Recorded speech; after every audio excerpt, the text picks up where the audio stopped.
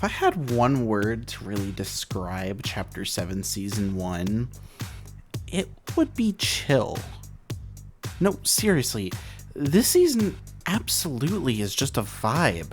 From the map being based around the west coast, to the loot pool feeling very easy to pick up and use without much confusion, to even the story and overall Battle Royale lore being arguably the most intriguing and mysterious it's been in a long time, this season is the definition of chill.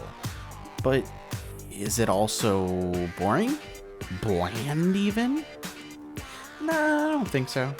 In fact, I think it's the opposite. This season feels like a refresh in the best way possible, and I really do want to get into the nitty-gritty of it and explain why I feel that way. So that's what we're going to do today. Before we get started here, though, I do just want to say a couple of things. Making videos, it's hard, regardless of what it is. So if you'd like to support me, consider subscribing. It's free, and I don't make anything off of these videos, so it would be the least you could do. And if you do enjoy the video, be sure to hit the like button.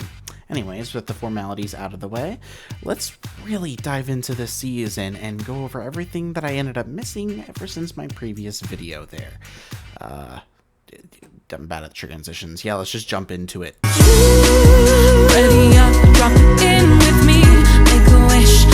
So the last time I left off, I talked about the launch of the chapter, and most of what I said there is mostly the same. However, I do have a few different opinions since then. Firstly, not longer after the launch, they unvaulted the Sovereign Shotgun, as well as the Chapter 5 Tactical Assault Rifle. Except it's his can now. Yay! Both of these are fun additions to the weapons in this season. However, I do still personally feel that there are better weapons overall, like, for example, the Deadeye Assault Rifle. Screw this thing. Seriously, I no longer like this weapon. And that kind of goes for red dot weapons in general. They kind of peaked with the Chapter 3 red dot weapons. We'll get to it. And ever since they've either just been okay, or they dominate the category in the loot pool. The Deadeye just doesn't feel interesting, but it's the best AR, so we're stuck with it. Everything else is cool though. Take, for example, the Sniper this season. Yeah, it's cool. With those, though, Winterfest was right around the corner. Outside of having that collab, I was feeling hopeful, so I waited for the update, and then it came. I did not get any gameplay of Winterfest 2025. I don't know, something about it just felt lackluster.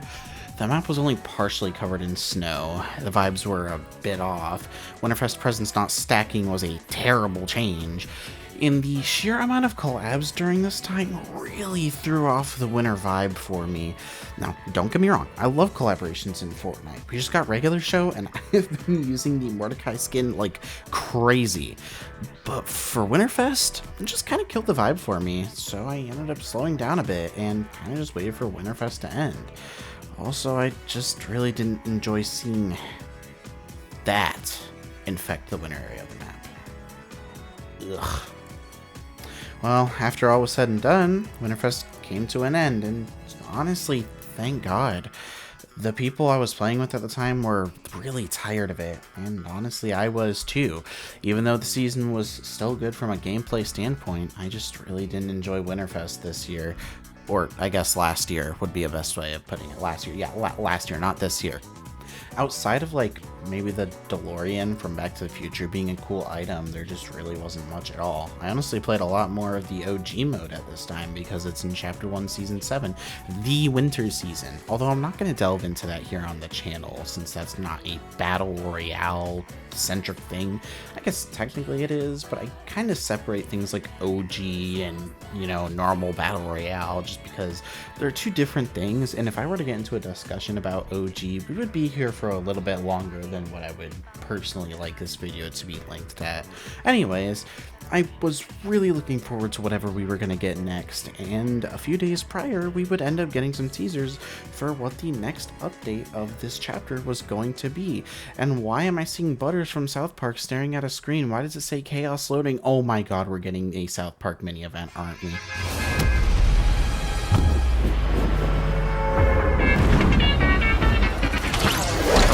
Down south, I'm gonna have myself a time. Going down south, So, yeah. South Park took over Fortnite for 2 weeks. This was fun. I actually really enjoyed this. Firstly, Wonky Land transformed into Cartman Land, which is hilarious. And thanks to Cartman needing to pay his park staff and about 99 other people, I was allowed into the park. And honestly, I liked this version of the location so much better than normal Wonky Land. Not to say I hate Wonky Land or anything, but the POI does feel a bit empty in some areas.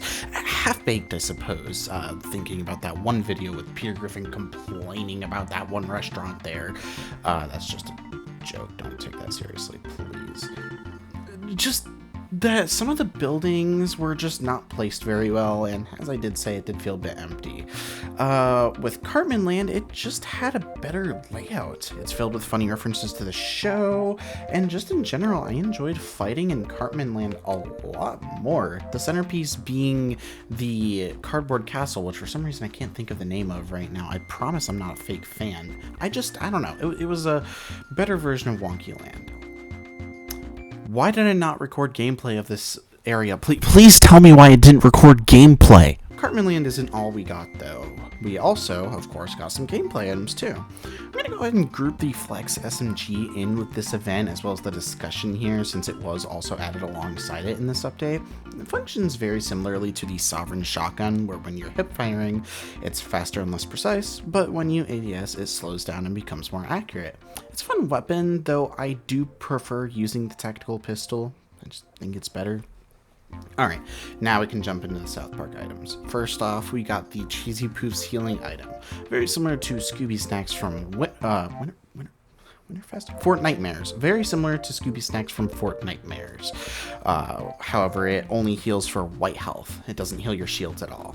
And you can throw them at teammates to heal them. Or you can throw them at your enemies, and they only do like 10 damage. It's not practical, but it's funny. Also replacing the self-revive temporarily, we got Kenny's respawn token. Pretty much, if you get knocked and killed, you'll revive yourself, reload style.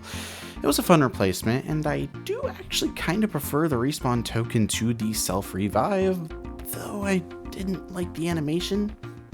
Tentacles were, they were a bit much.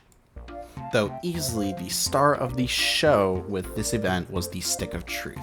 It had about a 50-50 chance of spawning each match, and when claimed as well as used, pretty much wherever you placed it at, yeah, it would cause the entire storm to start shrinking to that area. This was actually really cool, I'm not gonna lie. Going from Chapter 6, which had some insane transformation mythics pretty much every season, which again, those were cool, I'm not dunking on these. Megazord was the best one, no questions asked. Power Rangers are really cool. Godzilla was really cool too, but this is not a Chapter 6 video.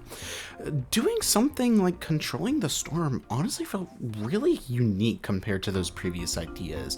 Instead of just transforming into, I don't know, a giant Cartman or something along those lines, you essentially just transformed the game into what the OG Blitz LTM from Chapter 1 was, and I really enjoyed it a lot. Some games were crazy, where people would place it on a mountain or out in the water or just in the specific areas, and it really did turn the game from being peaceful to frantic. You had to really just be on your toes the entire time, and I personally found that to be very fun.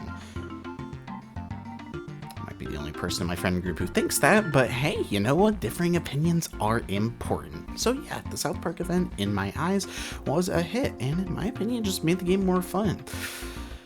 I sure hope that there is nothing around this time that could ruin the vibes and make playing the game a living hell. Okay, we have to cover the whole Shockwaves drama, don't we?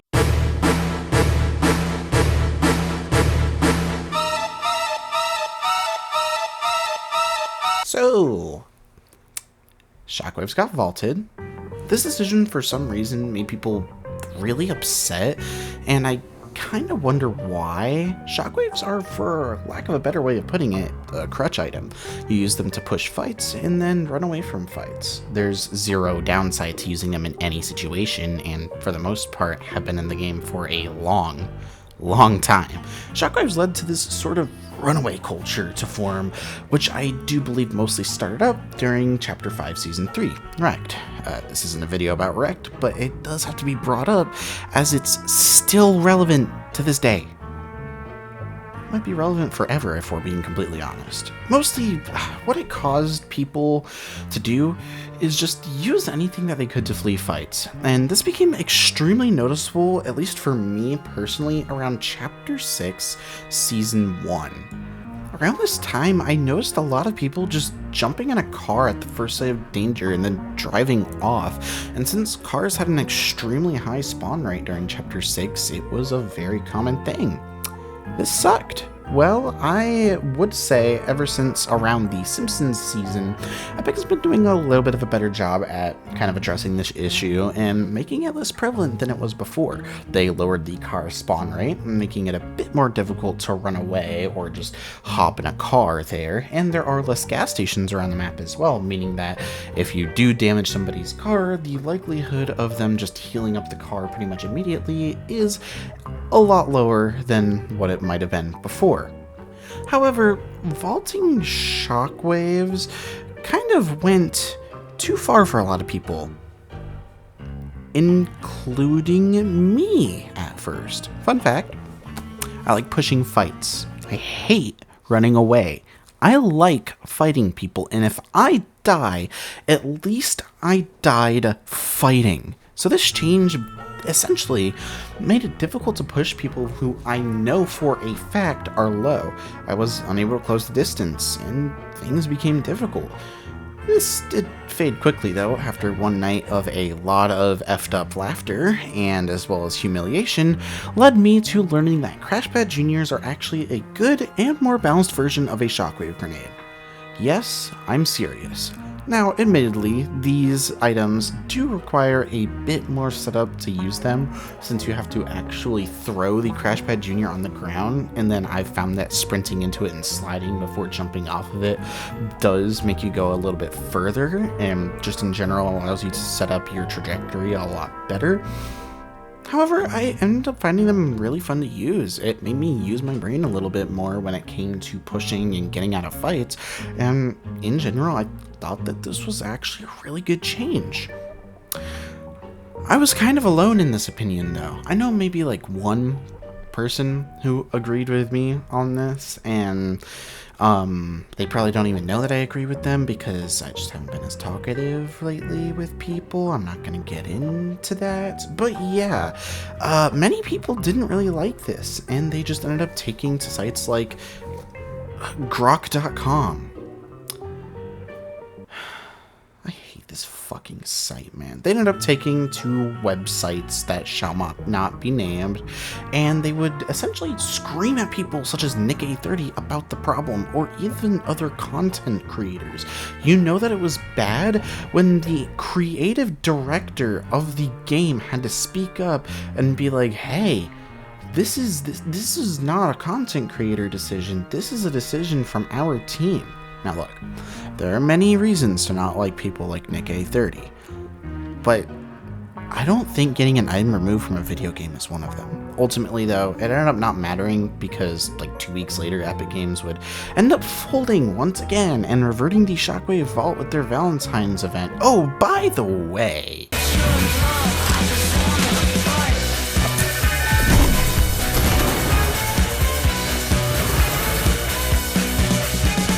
so this event recently just started, and I am already a fan. First of all, the K-pop Demon Hunter items are back, and that's pretty cool.